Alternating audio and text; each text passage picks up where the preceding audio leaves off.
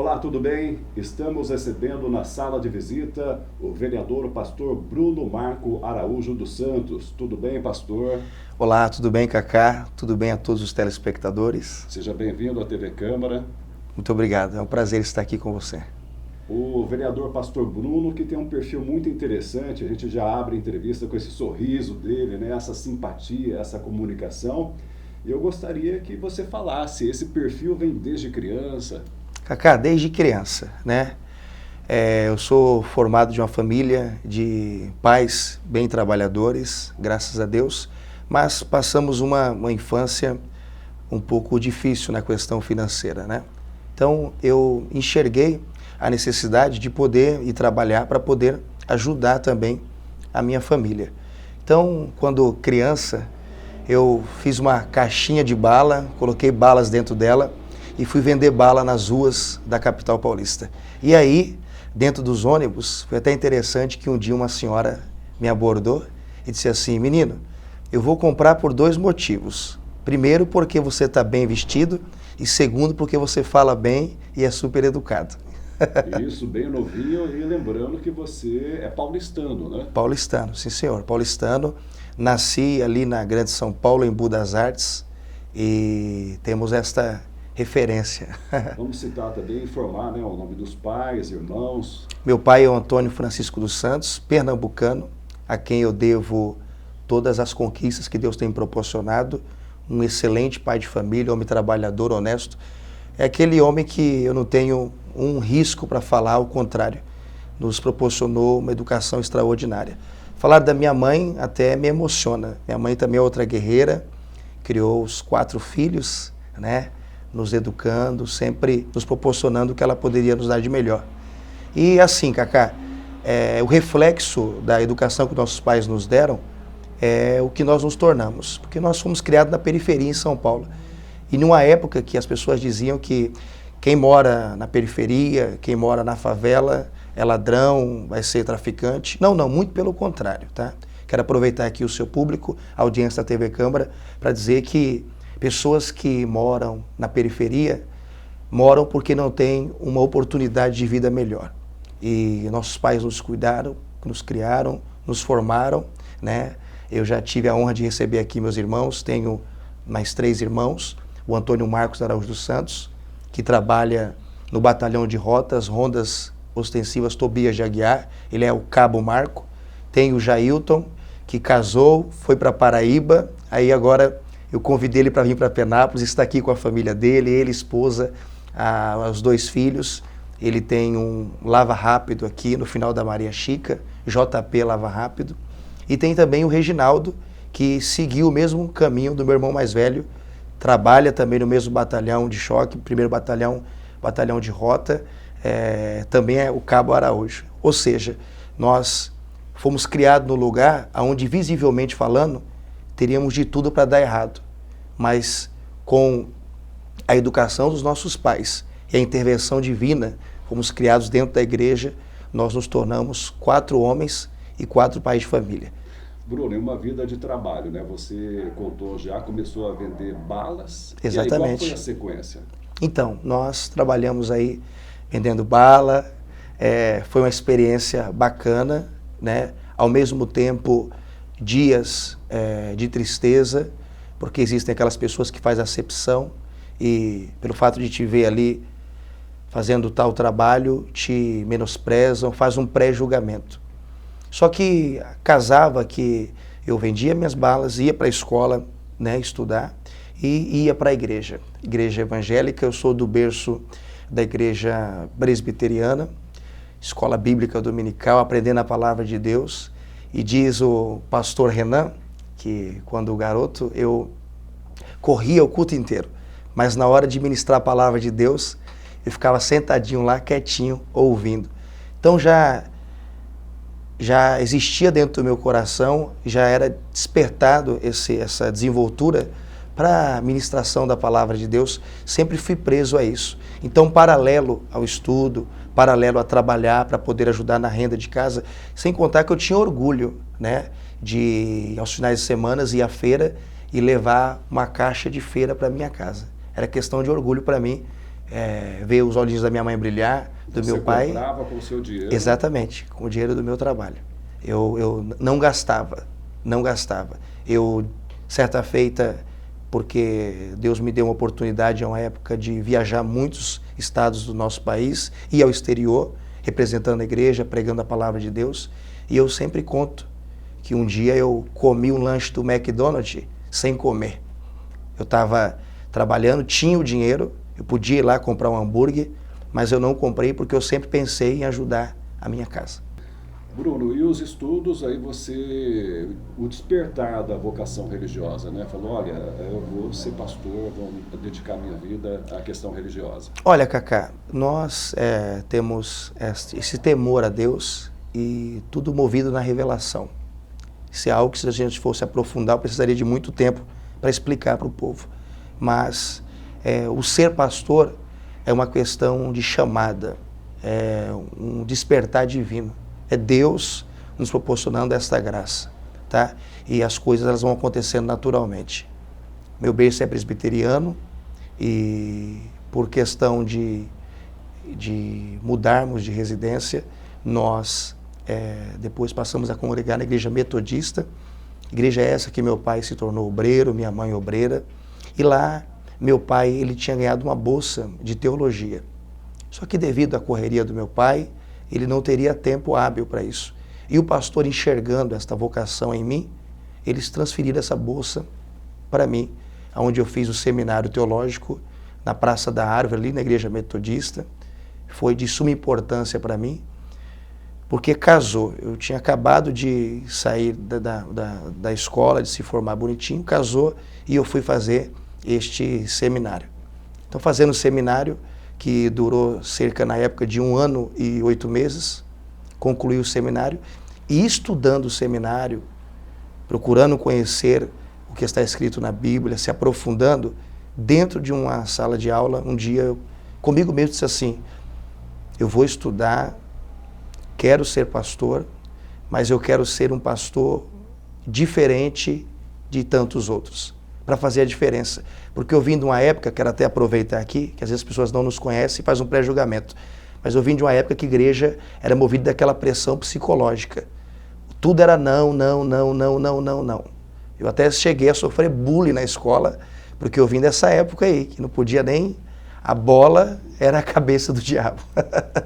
Mas eu comecei a enxergar que servir a Deus não era estar trancafiado, era ter liberdade, respeitar o próximo e amar a Deus acima de todas as coisas. Então foi aí que despertou e estamos aí, graças a Deus. E aí, nessa linha de pastor, a sua primeira cidade, a sua primeira igreja, onde foi? Nessa linha de pastor, eu tive a oportunidade de ser auxiliar de pastor no bairro Ariston, lá em Osasco. Inclusive, o pastor é o Dr. Edson Mendonça, inclusive hoje ele é reitor de faculdades, etc. E foi a minha primeira experiência como auxiliar, auxiliando ele no trabalho, no ministério. Isso em São Paulo? Isso em São Paulo, Osasco. E lá eu estive auxiliando ele 7 meses. Dentro desses 7 meses, e agora a gente já passamos alguns anos, eu me formo e eu senti no meu coração de estar servindo a Deus na Assembleia de Deus, Ministério Butantã, pastor Honorindo Silva, que essa foi a igreja que eu fiquei até vir à cidade de Penápolis. Uma igreja grande em São Paulo, grande no nosso país. Só em São Paulo ela tem 117 congregações. Então, a partir do momento que eu fiz esse trabalho com o pastor Edson Mendonça, eu já estava ligado a esse ministério, onde me abriu muitas portas. O pastor enxergou a minha vocação de ministrar a palavra e de, através dessa vocação, arrebanhar o número de pessoas para a igreja. Então ele disse assim, você tem uma chamada de evangelista. Você vai conhecer o Brasil agora através do ministério. E aí eu comecei a viajar. E nessa sua andança pelo Brasil, assim, que lembranças marcantes, o que valeria a pena você estar citando, assim, qual o seu aprendizado dessas andanças aí? Eu aprendi que, embora eu tive uma infância na periferia, uma infância que em alguns momentos foi difícil por morar em um local que não nos proporciona nenhuma expectativa, nenhuma oportunidade, eu aprendi que eu tenho que levantar a mão para os céus. Quando eu fui para o sertão da Bahia, sertão do Pernambuco, sertão do Ceará, nós temos, deixar bem claro, Cacá, que às vezes a gente se preocupa com os nossos irmãos da África, temos que nos preocupar mesmo, mas sobre a seguinte questão: para a gente consertar a casa do vizinho, temos que consertar a nossa casa. E aqui no sertão da Bahia, eu tenho uma cena que volta e meia eu lembro dela, principalmente quando eu sento à mesa, tá? Crianças esquelemáticas à beira da pista, pedindo um pão para comer. Aquilo marcou muito, e nessa viagem eu estava indo atender uma agenda em Feira de Santana, depois Salvador, e nessa agenda eu mobilizei alguns pastores, alguns fiéis, pensando no retorno para passar no mesmo local ali em Santo Estevão, para poder estar, de certa forma, pelo menos fazendo um dia alguma daquelas crianças felizes. Então nós separamos alguns brinquedos, algumas coisas, até me emociona, você me perdoa, mas é algo que fica, né, no nosso coração, poder ser útil para o ser humano. E dá a impressão que é outro país aqui dentro do Brasil, né? Sim, senhor, exatamente, exatamente. Bruno, e a sua chegada a Penápolis, você já, antes de chegar a Penápolis, você já tinha ouvido falar, já tinha visitado a cidade? Que ano foi? Já. Olha, Cacá, eu vou ficar devendo aí o ano, porque como eu viajei muito mesmo, então fica até difícil a gente gravar o ano. Mas quando eu vim a primeira vez aqui em Penápolis, eu preguei na Tarde da Bênção, na Igreja Assembleia de Deus do Belém. Na época, quem era o pastor Francisco, se não me fale a memória, o antigo proprietário do lanchão ali do centro, ali em frente ao fórum. E eu preguei lá, depois tive passagem por outra igreja que me fugiu da memória o nome agora. Mas eu me lembro que na época eu fiquei hospedado aqui no hotel e o meu pastor presidente me ligou, o pastor Orlando Silva, para mim passar algumas informações. Ele falou para mim assim: filho, como é que estão as coisas por aí? Eu falei: tudo bem, graças a Deus. E a cidade? Eu falei: pastor, pensa numa cidade quente. Eu já andei dos 4 cantos praticamente, pensa numa cidade quente. Ele falou assim: mas aí que é cidade boa de morar. Sabe o que eu falei para ele? Falei para ele assim: olha, eu acho que é difícil eu morar aqui, hein? E aí, bom, aí eu vim, conheci a cidade, fui embora. Em meados de 2011, início de 2011, eu comecei a pregar a palavra aqui na região. Promissão, Lins, Marília, Barbosa, Luisiânia. E foi aí que, de fato, eu conheci a cidade de Penápolis. E aí, então, há cerca de 5 anos? 5 anos, exatamente. 5 anos. Muito bem. E aí criou uma identidade grande, né? Com Penápolis. Exatamente. E contando agora o seu ingresso na política. Como é que foi, Bruno? Assim. Meu ingresso na política se dá porque tem que estar na veia, tem que estar no coração, né? Eu costumo dizer que o político, ele tem que gostar do ser humano, amar o próximo. Então, friamente pensando, vendo a crise que existe hoje na política, não apenas na questão financeira, mas na questão de caráter, de personalidade, de amar o próximo, friamente pensando, eu observei que era o momento de entregar o meu nome para a cidade de Penápolis para disputar a vaga a vereador. Uma vez que nós já temos conhecimento, quero aqui deixar o abraço, aproveitar com a sua autorização, ao deputado federal, pastor Marco Feliciano, ao deputado estadual, Coronel Telhada, o deputado federal, pastor Marco Feliciano, que hoje é a minha cobertura pastoral, meu conselheiro, e agora ele até, né, conselheiro pastoral e conselheiro na política também, né, e nós conversando, eu trouxe o deputado 2 vezes aqui na cidade, ele enxergou o espírito de liderança, ele enxergou essa desenvoltura também que poderia ser utilizado na política, conversando: olha, pastor, você tem perfil, assim, e era tudo que eu queria ouvir no momento, porque eu gosto, né? Quantas vezes eu vim aqui participar da sessão da Câmara, dessa Casa de Leis, e observava, bacana, e também na sequência eu trouxe aqui o deputado estadual Coronel Telhada. Fui na inauguração da nossa igreja sede, quando, terminando o trabalho, nós saímos para jantar, E ele disse a mesma coisa: olha, pastor, o senhor tem espírito de liderança e dá para observar que o senhor se preocupa com o próximo. Por que não ajuntar o útil e o agradável? Porque o senhor já ama vidas e está aqui onde nós estamos, tem encostado próximo. E aí nós colocamos nas mãos de Deus, né? Porque tudo que nós fazemos é na direção de Deus. Houve uma confirmação, paz no coração, houve o consentimento dessas duas lideranças a nível federal e estadual, até porque eu não poderia entrar numa situação dessa sem ter um apoio para poder proporcionar algo para a cidade. A gente não pode cair aqui de paraquedas, né? E obteve um êxito bem grande, porque foi a primeira candidatura. Exatamente. Muito bem votado, vitorioso.